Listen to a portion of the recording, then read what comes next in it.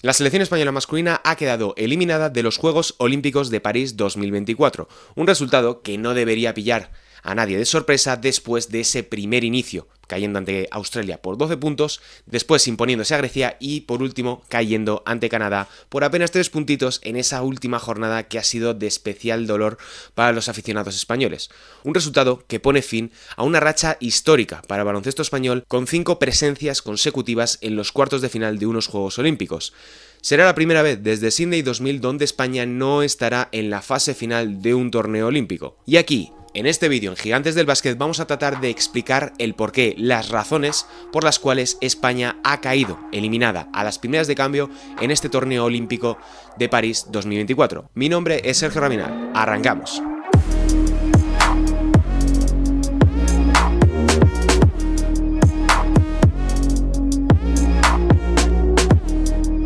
A lo largo de los últimos años, la selección española ha acostumbrado a superar completamente las expectativas, a conseguir mejores resultados de lo que cabría esperar mirando solamente el plantel con el que se presentaban al torneo de turno. El Eurobásquet de 2022, el bronce olímpico en 2016 o incluso el bronce en ese Eurobásquet de 2017, por no olvidar el oro en el Mundial de 2019 de China para gran recuerdo de todos los aficionados españoles. Un conjunto que históricamente ha sido un dolor de muelas para todos los rivales que se han tenido que medir a ellos. Las argucias de Sergio Scariolo, con planes de partido absolutamente interminables, con recursos para absolutamente todo, y que siempre tenían respuesta para cualquier situación que planteaba el oponente, hacían pensar que incluso en estos Juegos Olímpicos de París, la selección española masculina podía dar la sorpresa y no solo meterse en fase final, sino incluso pelear por las medallas. La realidad ha sido bastante distinta. Y esto tiene que ver con una cuestión muy importante como es el grupo. El grupo en el que quedó encuadrada España era realmente complicado. No quizá por la entidad de sus rivales, sino por lo parejos que estaban entre los 4 equipos que componían el grupo. Más allá del favoritismo que podía haber con Canadá, con un equipo repleto de estrellas de la NBA, con jugadores como Shai Gilgeous-Alexander o Jamal Murray, que ha ido de menos a más en este torneo, en lo que llevamos en estos 3 partidos que llevamos de fase de grupos y ahora que ya avanzarán a cuartos de final. Todo ello sin olvidar, evidentemente, que Canadá es bronce en el pasado mundial, donde ya eliminaron a España en fase de grupos en un partido absolutamente memorable. Pero bueno, más allá de esto, Grecia y Australia eran 2 equipos muy parejos en base a nivel de España, lo cual hacía que cualquier resultado era posible, y lo que se ha visto ha sido un triple empate entre estas 3 selecciones, lo cual ha dejado fuera a España por una cuestión de averas, de resultados cruzados. El balance que se puede sacar de esto en realidad es positivo dependiendo de cómo se mire. La selección española ha competido contra rivales con jugadores a nivel individual probablemente mucho mejores, porque España, más allá del paso adelante que ha dado Santi Aldama, no ha tenido una estrella del nivel comparable a lo que han presentado las otras 3 selecciones con las que se ha medido. Australia, por mucho que Josh Giddey no sea el jugador que mucha gente esperaba que acabase terminando, es alguien que es desbordante en el baloncesto FIBA, un jugador que puede llegar al aro con relativa facilidad y aunque no tiene mano, no sabe tirar con buenos porcentajes desde la larga distancia, ha demostrado que cuando tiene el día es un jugador a quien defender de cerca y no permitir lanzar desde la larga distancia. Lo mismo con Grecia, que aunque se ha presentado sin Kostas Sloukas, que era probablemente su mejor baza para competir en estos Juegos Olímpicos, sigue teniendo a Giannis Antetokounmpo. Sigue siendo un núcleo, sigue siendo un equipo griego que lleva compitiendo junto a muchos años. Lo decía Vasilis Spanoulis después de ganar a Australia en esta última jornada, que había mucha gente que dudaba de la selección helena, y ha demostrado que, bueno, a falta de que se termine la jornada en el grupo C con el resultado que pueda haber de Sudán del Sur contra Serbia, puede que entren definitivamente en los cuartos de final, lo cual ya es un éxito para una selección helena que no se plantaba en unos Juegos Olímpicos desde Pekín 2008. En cualquier caso, en este vídeo estamos aquí para tratar de buscar y explicar las razones por las cuales España ha quedado eliminada en estos Juegos Olímpicos, más allá, evidentemente, de los resultados. Uno de los puntos que me gustaría incidir al principio es la clave del manejador.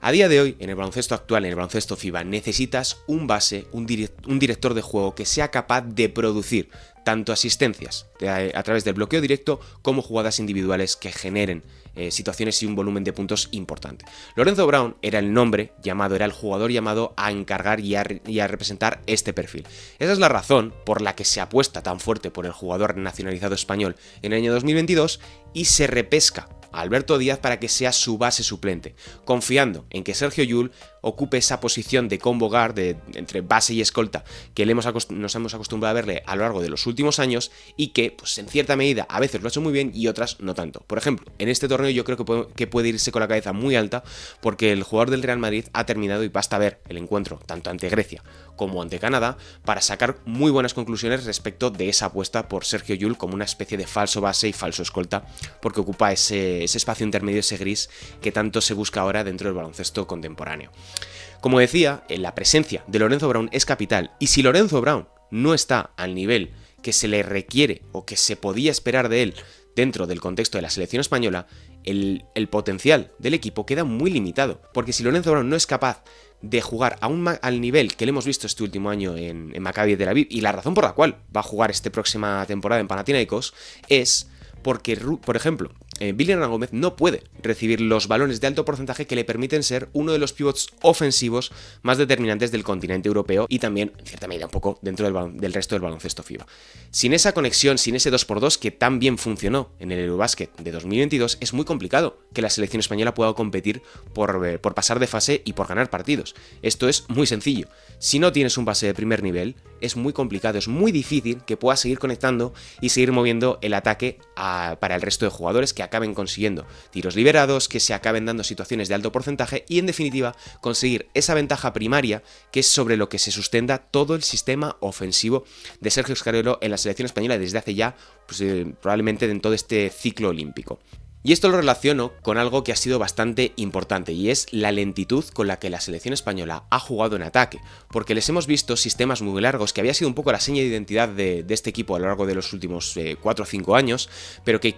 relacionado un poco con lo que decía de Lorenzo Brown, ha limitado mucho las opciones ofensivas de la selección. Al jugar tan largo, tan enrevesado, encadenando tantos bloqueos indirectos, buscando mucho el mano a mano, alejado mucho de la línea de 3 puntos, es más complicado poder plantarte, dividir la zona y encontrar o bien tiros liberados, o bien alguien moviéndose sin balón, o incluso pues situaciones clásicas de bloqueo directo que, por ejemplo, no hemos podido ver a un alto porcentaje durante estos 3 partidos de fase de grupos de los Juegos Olímpicos, que de nuevo cuesta mucho sacar conclusiones en firme de apenas 3 encuentros, pero un poco la tendencia yo creo que iba por ahí. Se ha costado ver a España a nivel ofensivo, han sido acciones muy individuales de casi de un poquito de hero ball, lo hemos visto en este último encuentro contra Canadá, donde si no llega a ser por la mezcla entre Darío Brizuela y Sergio Llull, España difícilmente habría podido competir por siquiera llegar cerca en el marcador al final del encuentro. Y es un poco el síntoma de que algo en el sistema ofensivo de la selección española no ha funcionado. Bien sea porque los sistemas no han sido los adecuados para la rotación que tenías y la plantilla que tenías. Bien porque los jugadores no han conseguido ejecutarlo al nivel que demandaba el staff técnico de la selección española. O bien porque los rivales te han leído la cartilla, porque han sabido hacer un muy buen scouting, han puesto remedio a todas las propuestas que tú tenías a nivel ofensivo y en consecuencia han sabido pararte, que esto también es muy importante, porque cuando has conseguido establecer un sistema, porque la selección española bajo la dirección de Sergio Scariolo ha tenido una filosofía de juego sumamente marcada, que ha sido lo que ha permitido, por ejemplo, en esa primera etapa de existencia de las ventanas, que España pudiese ser una pisonadora, que fuese uno de los equipos más constantes en los clasificatorios de FIBA, tanto al Mundial como posteriormente al Eurobasket de 2022. Esa identidad, ese sello que marcó la dirección de Sergio Scariolo en lo táctico, es lo que ha permitido, en cierta medida, a España continuar siendo competitiva en este último lustro. No lo olvidemos y es muy importante remarcarlo. Como decía, es muy complicado sacar conclusiones de 3 partidos apenas, los cuales han sido cada uno muy diferente el uno del otro. Pero hemos visto durante todo este torneo a la selección española combinar diferentes defensas. Hemos visto individual, hemos visto muy agresivos incluso dentro del individual en contrapartido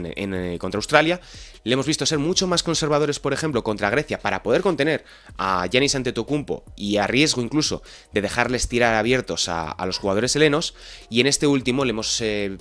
ha visto a la selección española con varios momentos de defensas mixtas, que sí también en otros encuentros del torneo también se ha dado. Pero en este último hemos visto que han planteado pues una caja y uno, hemos visto momentos de zona 3-2, que en cierta medida es como un recurso que ha echado a mano el staff técnico de la selección española para tratar de darle dinamismo a la defensa, de tratar de poner al oponente en diferentes aprietos. Yo creo que son apuestas que tienes que hacer cuando estás tan limitado a nivel de talento respecto al contexto contra el que estás compitiendo, y creo que en cierta medida se ha pecado un poquito de confianza en ese tipo de defensas.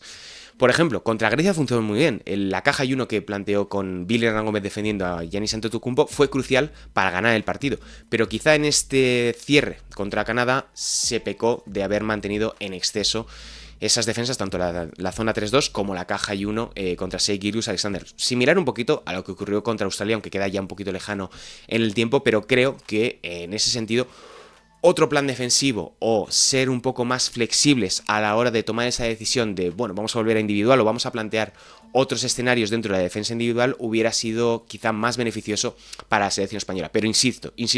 es muy difícil sacar conclusiones definitivas y tajantes sobre un volumen de apenas 3 partidos. Es muy poquito tiempo, es muy poquitas posesiones y al final te lo has acabado jugando en 2-3 acciones que han sido lo que han decantado la balanza. Y de nuevo, lo importante es que España llegó a la última jornada de esta fase de grupos de París con opciones de ganar, con opciones de depender de sí misma para estar en fase final. Y yo creo que eso es lo más positivo, es el clavo al que queda para agarrarse para ser un poco optimistas respecto a lo que viene, porque lo que viene a partir de ahora es la clasificación para el Eurobasket de 2025, que recordemos que España empezó con mal pie, perdiendo los 2 primeros encuentros ante Letonia y ante Bélgica en esa preparación de las ventanas de febrero, y lo que viene ahora es un proceso de reformulación. Veremos qué es lo que viene, cuál es el siguiente proyecto de la selección española, veremos qué jugadores continúan respecto de lo que hemos visto ahora, si se integrarán, si ya se incorporarán los jugadores jóvenes de las generaciones de 2003, 2004, 2005, que vienen pisando fuerte, que han tenido un verano un poco complicado en los torneos inferiores, pero que poco a poco este lustro que viene, este ciclo olímpico que se abre ahora para la selección española, es crucial para determinar cuál será el potencial que tiene el proyecto de la Federación Española de Baloncesto en la selección absoluta masculina. Así que hasta aquí el vídeo de hoy. Me gustaría saber cuáles creéis que han sido las claves por las cuales España ha quedado eliminada, como siempre, evidentemente más allá de los resultados, porque me parece interesante buscar diferentes prismas, buscar explicaciones para tratar de entender mejor qué es lo que ha ocurrido para la selección española en este torneo. Sabemos que era muy complicado que pudieran estar dentro de esa fase final, definitivamente han quedado fuera por apenas unos puntos arriba, puntos abajo, pero yo creo que el balance, dependiendo de cómo se mire, puede ser un balance positivo o al menos que invita al optimismo, pero yo creo que no se debe ser catastrófico respecto del resultado de la selección española, al igual que tampoco se fue con el Mundial de 2023, donde el contexto y todo lo que rodeó a la selección española en ese verano fue siempre muy complicado. Así que aquí nos despedimos, recuerda suscribirte, dejarnos un comentario y apoyarnos aquí en Gigantes del Básquet. Un saludo y hasta la próxima.